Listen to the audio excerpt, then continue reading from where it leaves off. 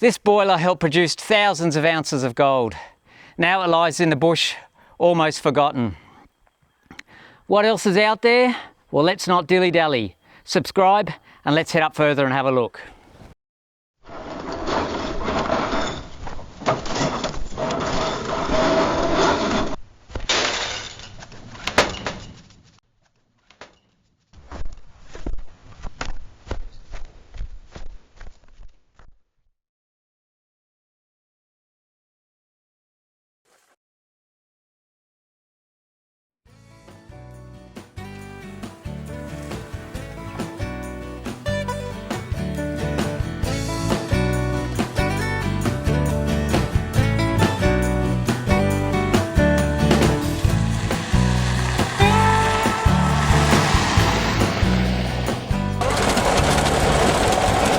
Part of the tour of the mines of Wandiligong, we're heading out into the west branch of Growlers Creek. Now Growlers Creek extends for over 5 kilometres, and that's 5 kilometres of gold mining country.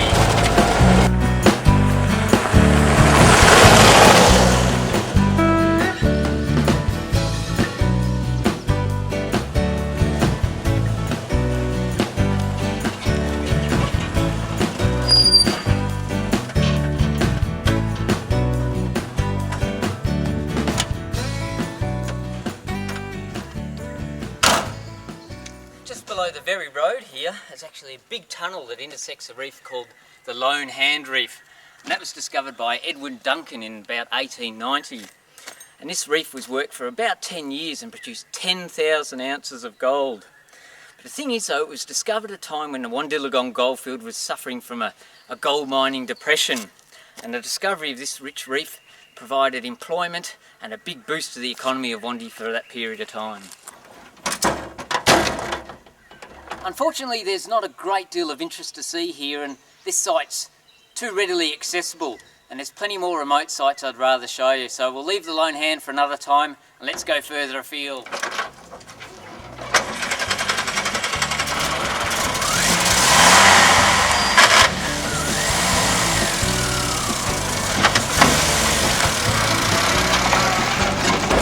Now we're going to pass a number of mines on the way as we head out to the back of the West Branch.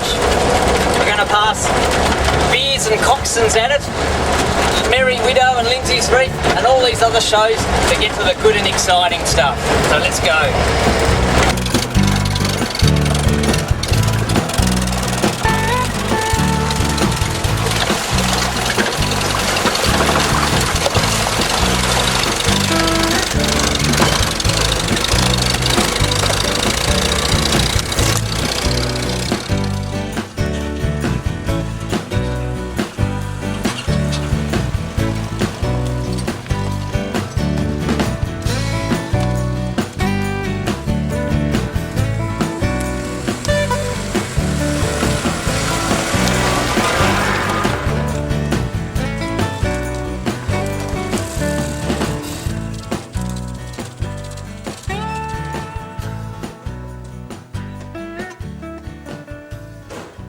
On one of the lower mullock dumps for the London and Myrtle and Red Ruth workings. This group of mines is probably in the top 10 gold producing mines in the Wandiligong goldfield and yielded massive amounts of gold over the 1870s, 1880s, and it was worked up into the 1890s, and it probably produced at least 25,000 ounces of gold at a minimum. When this group of reefs was discovered in 1873, 1874, a 1/8 share was worth £2.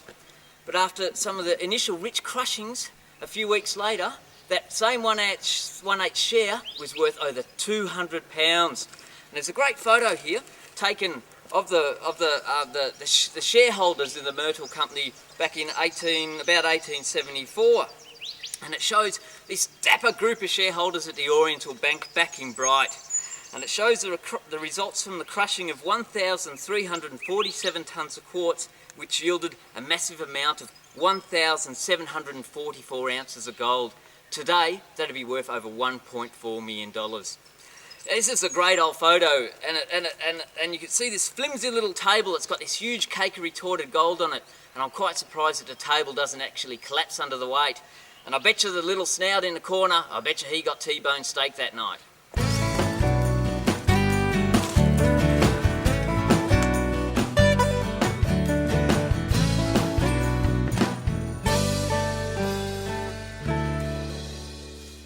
We're actually down at the London and Myrtle battery site. Now this battery site was set up in about the mid-1870s, not long after the discovery of these reefs. And the battery that was set up here was actually a massive 16-head plant. But this battery had previously been used at another mine in Wandiligong, and it was originally came from the Oriental battery, and that was the massive 32-head plant that crushed all the Oriental gold back in the 1860s. This is actually the large Cornish boiler that drove that 16 head of stamp for the London and Myrtle workings. It was probably used for a period of about 30 years at least, and certainly did a good job. There's not many relics like this left on the Wandiligong goldfield. This is a bloody ripper.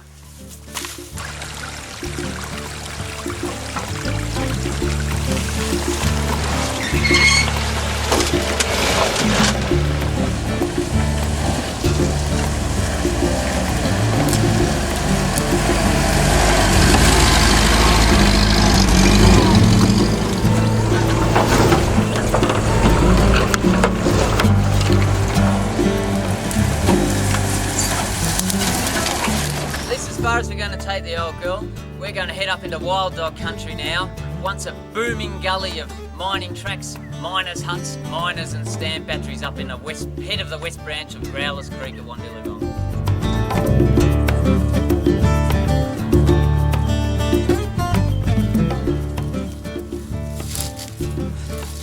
We're passing lots of mine sites on the way, only because it's physically impossible to take you to them all. We're going to continue on into the isolated country where there's some great little industrial bush sites up further.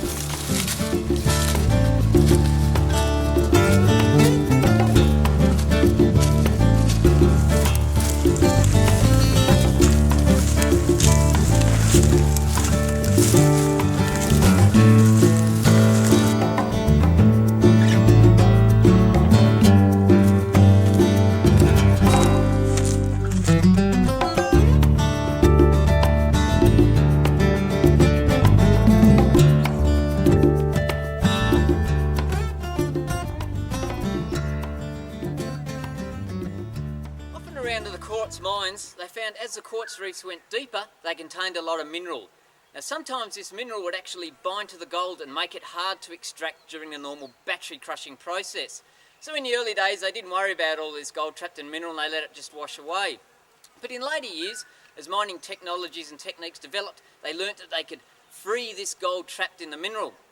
So during later years, parties would often come into these mining sites and retreat the battery tailings. And this is what we've got here. In the 1890s, Tom Beer and Son actually came into this part of Growlers Creek and reworked the battery tailings. So what they did is they washed all of the sands and collected all the sands that had a high mineral content. They would then roast them in this device, and this is great. This is a reverberatory furnace. So what they would do is they would, in this part of the furnace, which is called the firebox, they would stoke it up with a really, really hot fire. They would then load all the mineral or the sand with a high mineral content in this bit, and this is called the hearth or chamber. So the heat would then pass over this low ceiling in the chamber and reverberate off that sand and mineral. And that would actually burn off the sulphur or sulfides in this mineral and free the gold from that mineral. The heat would then pass up into this thing at the back behind me, which is a chimney. So there'd be a great deal of heat coming out here as they roasted all of this mineral. What they would then do as it cooled down, they would get all of this mineral, fine grind it further or treat it in the chlorination process to free this gold. This was actually an ingenious invention, and lots of old goldfields are reworked quite profitably by reworking all these old tailings.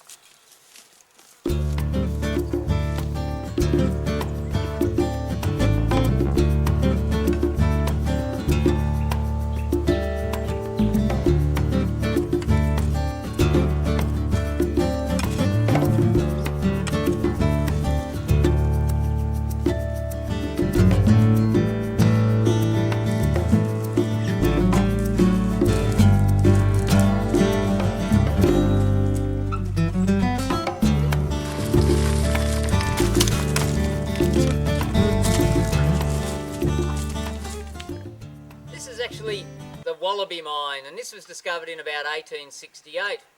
In 1869, a Ballarat company took over the workings, and they invested about £24,000 into these workings, and they commenced a large lower tunnel. They employed about 50 miners here, and most of them were actually Cornish miners that they brought over from Ballarat to work these workings. It would have been such a hive of activity, and there would have been little huts and that all perched on the hillsides around here to accommodate all those workers.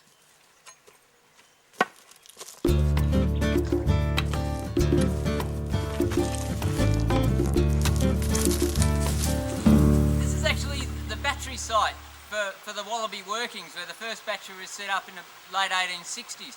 It was originally, I think, a steam-driven 8-head plant. And the first stone from the Wallaby was actually quite rich. The first parcels averaged as much as 5 to 7 ounces per tonne. We've got to keep going because there's still plenty more interesting mining sites further upstream to visit.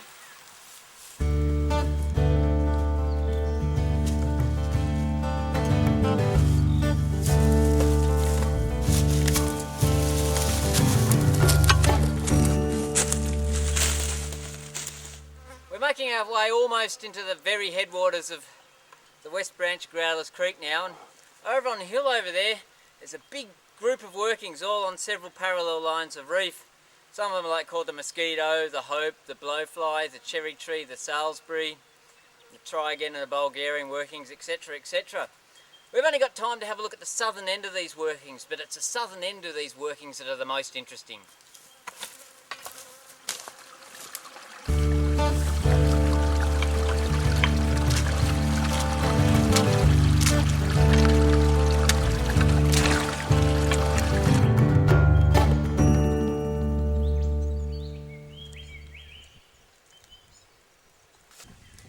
We're actually on one of the large mullock dumps for the lower workings on the Try Again. There are several large adits put in to intersect the Try Again and other lines of reef on this southern end of all these workings. There's something really odd and unusual on these workings and in these workings that I'm not too sure what it is. So we'll have a bit of a look at them.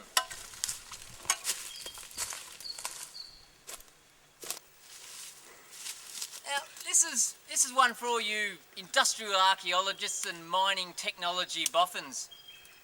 There's a small alcove, rocked up alcove just here, and I have a feeling that there might have been a water wheel, a small water wheel, probably about 12 foot in diameter, set up in it.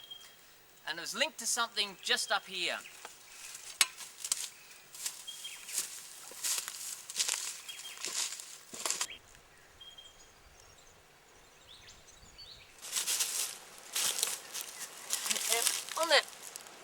We're on the mullock dump, and we've got the water wheel pit just over there.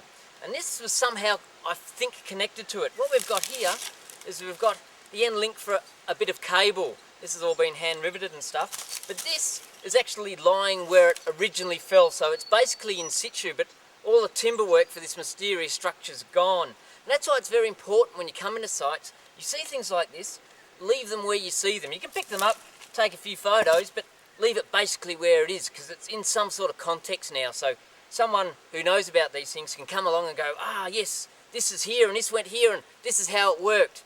But I don't really know how it worked, but I know this is in situ. And it's part of a bearing block or something, and they've used an old bit of a battery, and there's some shimming over here. So something actually moved here, and it's connected to the water wheel, and we've got something moving in this direction and then back into this direction, and it leads into the tunnels underground in the Try Again workings. So we're going to follow this mysterious piece of technology underground.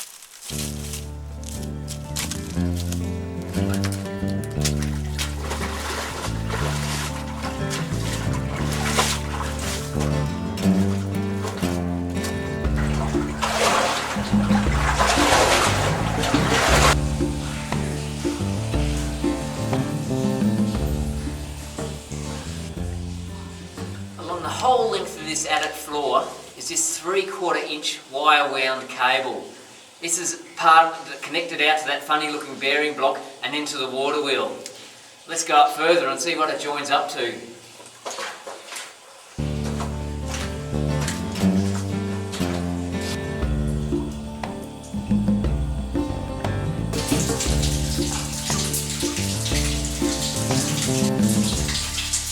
What we've got here, this cable appears to have been rubbing on these timbers which were placed across the tunnel. So this tunnel wasn't actually being used or worked in, but this whole tunnel was solely later used to drive this cable across at this level, probably backwards and forwards.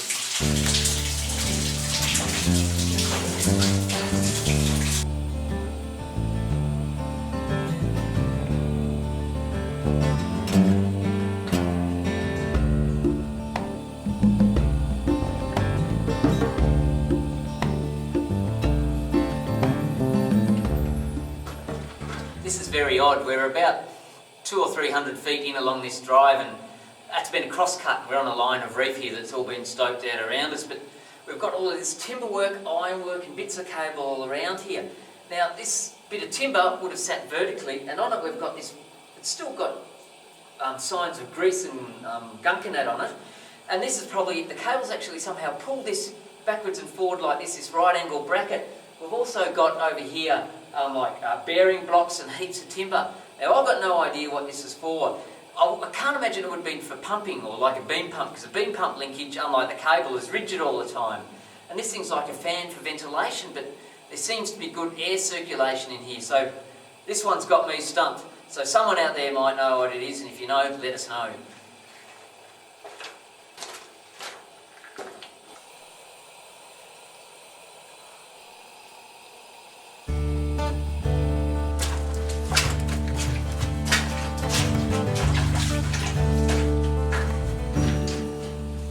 This is interesting. We're in a little side alcove off one of the drives, and we've actually got here as an explosives or gelignite or dynamite case. You can see here it's very fragile, and it's even got copper nails in it.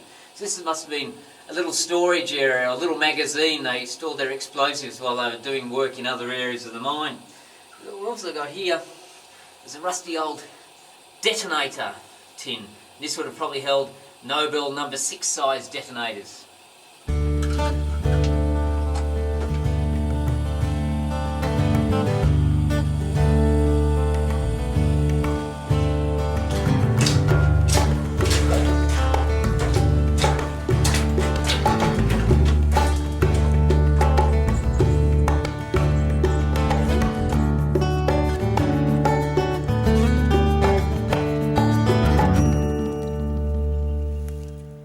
This is actually an old collapsed chimney. There's been a tall chimney up there and there's all rubble around here. This would have been the site of a large hut site, and it probably might have even been a boarding house where a number of miners were camped. Around all these workings around the try again and so on, there would have been numerous hut sites of all sorts and shapes and sizes in different locations perched everywhere around here. And there's still even more mines further up. Back in 1874 there was actually a hotel site even further up this branch of Growlers Creek, owned by a bloke called Tiffray, and he would have serviced the thirsty miners at the end of the day. In this whole branch of Growlers Creek, over the years there were at least 50 mines worked, and for these mines there are at least 11 stamp batteries set up in this branch alone. We're going to mosey on now. Today's getting on and we want to get back before it gets dark, but after then we'll take you to one final place in Wandiligong that's got a lot of gold mining history associated with it.